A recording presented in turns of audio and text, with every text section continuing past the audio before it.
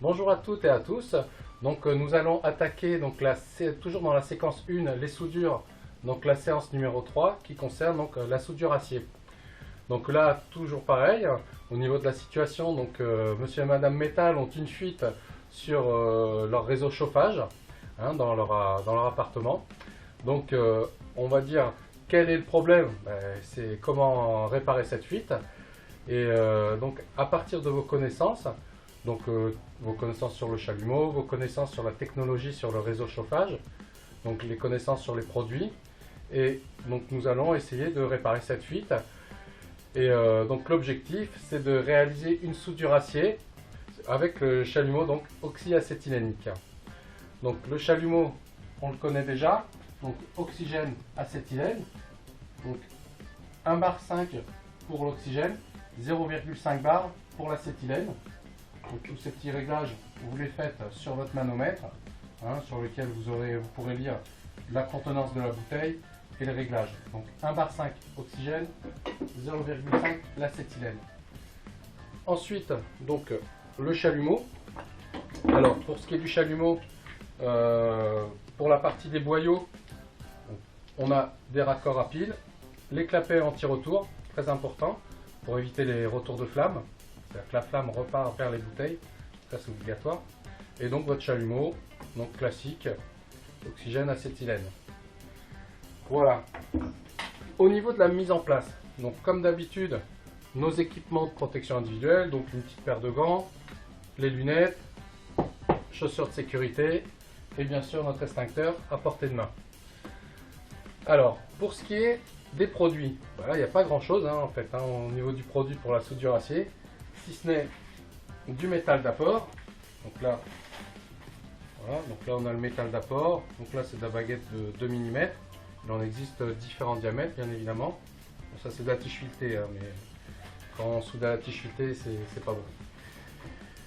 Ensuite, voilà, donc votre gaz, oxygène, acétylène, nos bouteilles, et donc votre tube acier. Donc là c'est vraiment du tube un petit peu ancien, donc on va préparer pour la soudure. Au niveau du petit outillage, classique, le petit allumeur. Donc là vous avez des petites recharges de pierre que vous pouvez avoir. Donc ça c'est bien pour avoir dans la caisse à outils. On a donc la petite brosse métallique classique.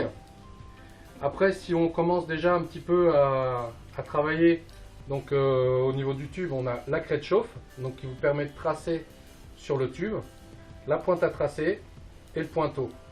Là, c'est des outils vraiment quand on veut être précis sur la préparation. Et donc notre étoile de buse, à savoir que donc au niveau de l'acier noir, donc on considère 100 litres heure d'acétylène pour 1 mm d'épaisseur d'acier. Donc en gros, on va dire que sur un tube de 2,3 d'épaisseur, on va être avec une buse de 250, voilà, 250, 315, bon, 160 des fois aussi, ça dépend au niveau du diamètre du tube, des fois d'avoir une buse un peu plus petite, ça permet d'être plus précis.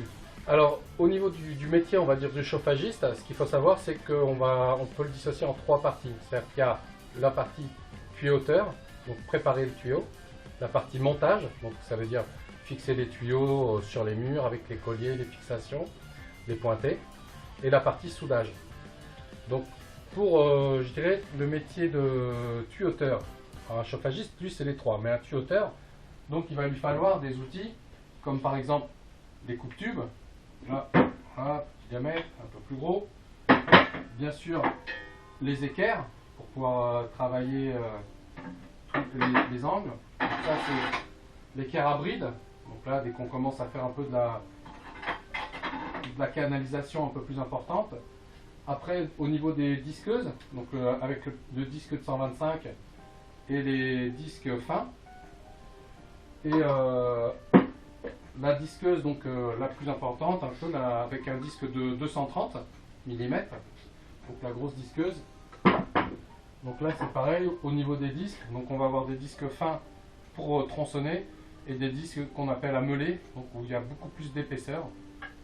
Voilà, donc là c'est le tuyauteur, donc il va couper, il va prendre ses cotes, il va tracer, etc. Donc au niveau des chalumeaux, donc, nous avions dit la partie donc, oxydécoupage, donc pour découper le métal, où là on va faire un apport d'air supérieur. Donc il en existe aussi des plus costauds hein, pour couper des ferrailles, des ballons plus importants. Voilà, encore un autre modèle, plus grand. Après nous avons les chauffeurs, donc là c'est juste oxygène acétylène, là c'est avec des buses beaucoup plus importantes pour chauffer, bien évidemment. Après nous avons toutes les séries de clés, donc là la clé suédoise, hop. Nous avons tout ce qui est clé à griffe, donc avec pareil différentes tailles, donc les clés à griffe aussi pour pouvoir serrer. Donc là le tuyauteur il a ce qu'il faut. Après nous avons toutes les petites séries de clés à molette diverses et variées. Ensuite nous avons donc tout ce qui est filière, c'est-à-dire pour réaliser les filetages sur les tuyauteries. Donc filière à main, filière électrique, ça c'est des têtes de filière donc, pour faire des filetages gauche. Voilà. Et nous avons donc la scie sabre qui permet de découper les tuyauteries pour les mises en place, etc. Voilà l'outillage. Après donc le monteur, donc lui il va avec des rails et donc il va mettre en place, etc. Il va fixer tous ces tuyauteries, les pointer.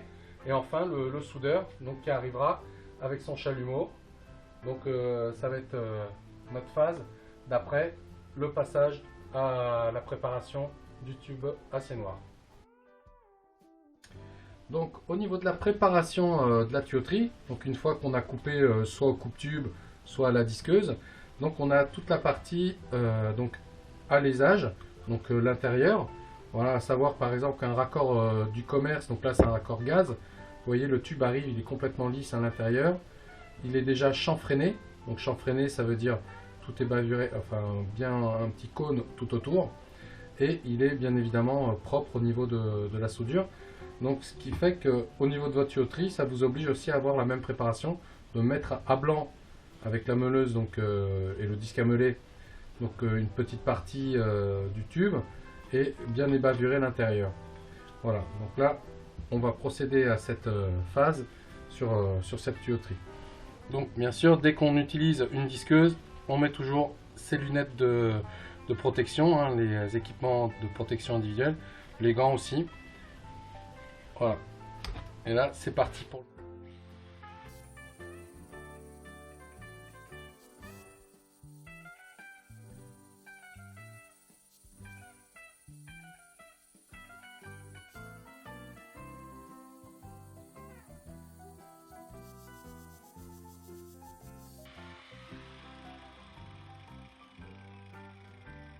Donc après la mise à blanc donc, des tuyauteries, donc on va passer au pointage. Donc au niveau du pointage, il faut pointer donc 4 points, voilà, hein, aux opposés.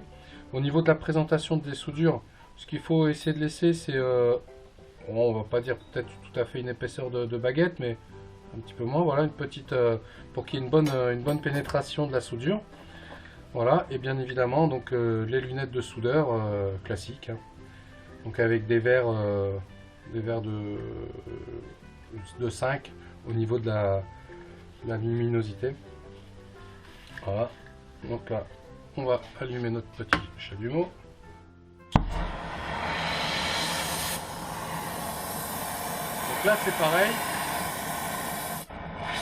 au niveau du chalumeau, autant sur le cuivre c'était le panache, autant sur l'acier ça sera avec le dard. Donc le dard, on a 3100 degrés. Et l'acier fond à 1500 degrés.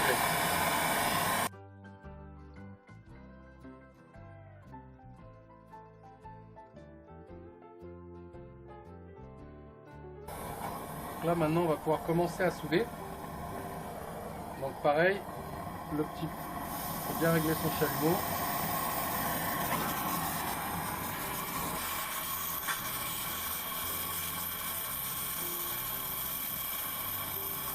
Donc bien faire le petit bain de fusion. Une fois qu'on a fait le bain de fusion, on met tranquillement sa baguette. Donc là, il n'est pas encore fait, je l'ai mis un peu tôt, vous avez vu ça a collé. Et là, ça y est, c'est parti.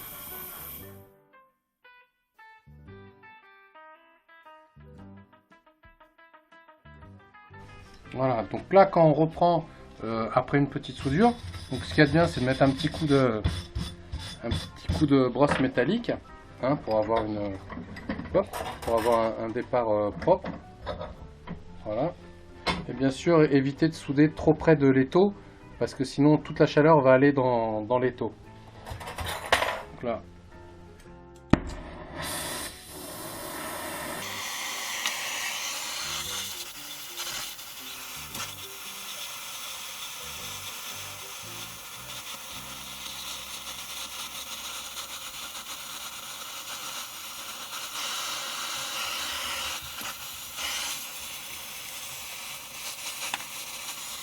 Voilà, une fois que vous êtes sur le dessus, ça sert à rien de rester sur le dessus, il faut tourner parce que sinon la soudure va tomber à l'intérieur du tube en fait, donc vous allez percer.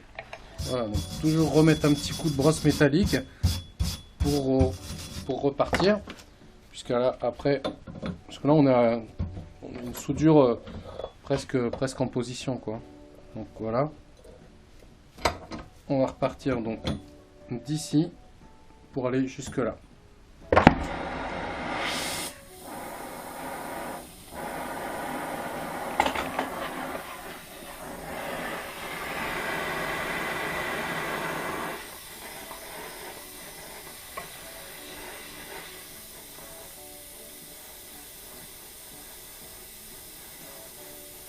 Là j'ai changé la buse parce que l'autre elle était un petit peu forte et j'avais pas un dard très propre. Là le dard est nickel.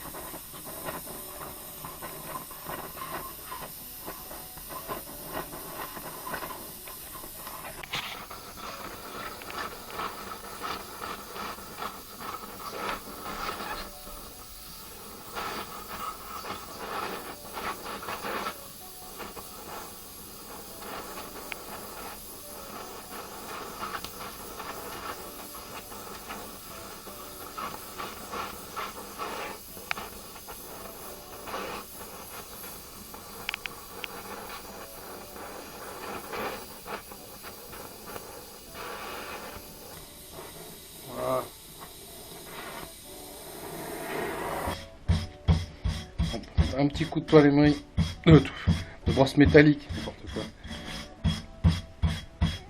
pour dire que ça soit propre.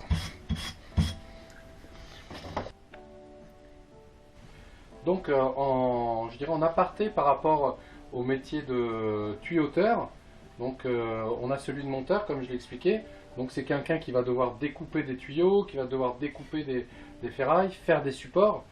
Donc là en fin de compte on a deux outils qui par chance ne fonctionnent pas au gaz mais à l'électrique. Donc on a ce qu'on appelle le découpeur plasma qui va nous permettre de découper de la tôle, et puis là un vieux coucou mais c'est un appareil pour souder à l'arc, à l'électrique. Donc là on va faire une petite démonstration au niveau du découpeur plasma. Donc déjà on va l'allumer. Donc pareil, petit réglage. Donc là par contre je vous préconise quand même au niveau des protections plutôt des gants en cuir, voire même un tablier en cuir, etc. Puisque on fait pas mal de projections de particules donc incandescentes, hein, des étincelles. Vous voyez ?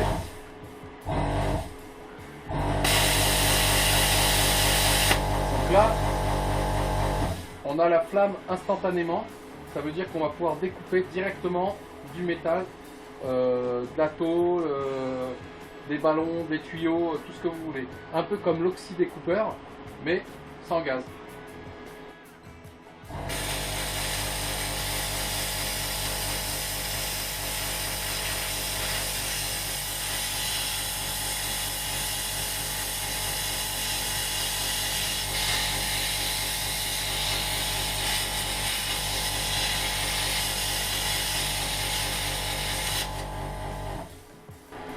Voilà, donc, comme je vous l'ai dit, il y a beaucoup d'étincelles, donc les t-shirts, tout ça à éviter. Hein, parce que... Et donc, voilà. Donc là, elle est bien coupée. Bon, ça a été rapide. Voilà, donc ça c'est le découpeur plasma. Voilà. Et donc maintenant, donc toujours avec les lunettes pour le découpeur. Et par contre pour la soudure, voilà, on va attendre que ça se calme. Donc pour la soudure arc, donc là on a un appareil électrique traditionnel avec donc des électrodes.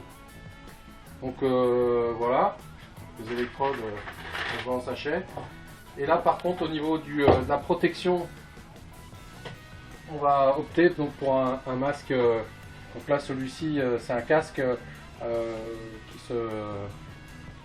La vision en fin de compte devient noire dès qu'il y a l'étincelle. Donc là très pratique aussi l'arc pour faire des supports, quand on doit accrocher des aérothermes, des choses comme ça, donc c'est assez intéressant. Et aussi on peut souder de la tuyauterie bien évidemment, mais alors là c'est un métier. Ça s'apprend pas en 5 minutes.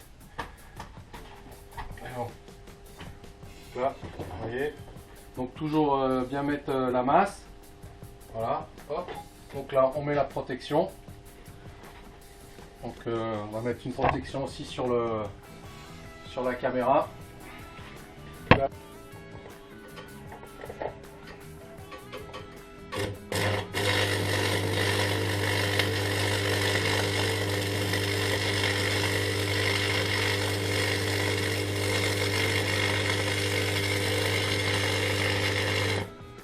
Voilà, et par exemple.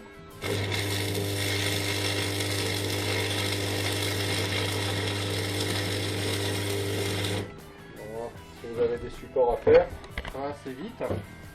Donc c'est pratique pour faire, comme je vous dis. Donc il y a la laitance qui reste dessus.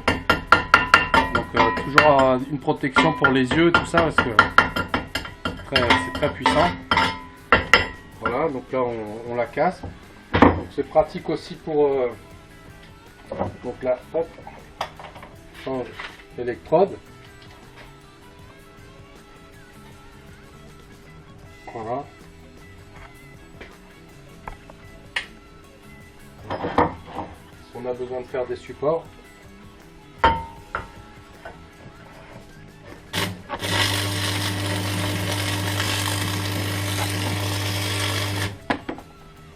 Voilà, ça se met tout de suite, très pratique.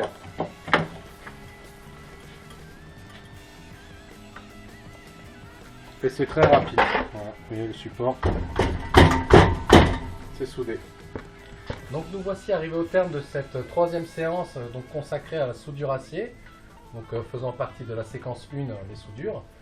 Donc vous regarderez un petit peu ce petit tableau, hein, un petit récapitulatif, donc, où vous pourrez noter donc, les outils nécessaires. Donc on a regardé un petit peu ensemble hein, au niveau du chalumeau, des outils manuels, etc. Vous regarderez aussi donc, les différentes phases donc, pour réaliser une soudure oxyacétylénique. Et enfin, donc, les différents domaines d'utilisation pour lesquels on va utiliser ce type de soudure. Et puis bon, et après il y avait le petit bonus avec la partie appareillage électrique, donc le fameux plasma et la soudure arc, mais bien sûr qui nécessite évidemment beaucoup plus de compétences et de savoir qui s'acquiert au fur et à mesure des années, bien évidemment, et des formations. Donc vous pouvez regarder donc, une petite vidéo de présentation sur le lycée dans lequel je travaille. Voilà, donc je vous remercie et bonne continuation et à très bientôt.